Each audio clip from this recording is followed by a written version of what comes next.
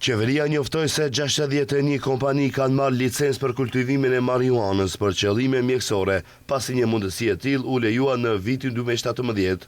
Siç e sqarojnë nga atje, nga 27 dhjetori i vitit 2017, kur edhe ka hyrë në fuqi ligji për kontrollin e drogave narkotike dhe substancave psikotrope, deri më 3 shkurt 2026, qeveria ka marrë vendime për dhënien e lejeve për kultivimin e kanabisit për qëllime mjekësore për 61 persona juridik. Nga qeveria sqarojnë se aktualisht ka 43 persona juridik që kultivojnë kanabis për qëllime mjekësore, 14 kompanive u është marrë licenca, ndërsa në procedurë është edhe heqja e lejeve për 4 persona juridik.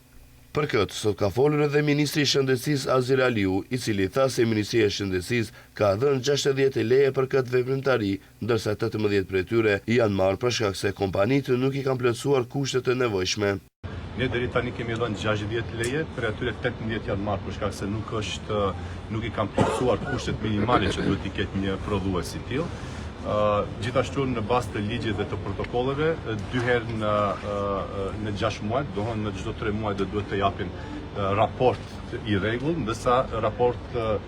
nëse ka ndonjë ndryshim duhet të jepet në kohë reale. Ndërkaq, Lidhja Demokratike e Pavle Trajanovit kërkon që kuvendi me procedurë të shkurtuar të miratojë ndryshime ligjore që do të ndalonin prodhimin e marijuanës për qëllime të supozuara mjekësore.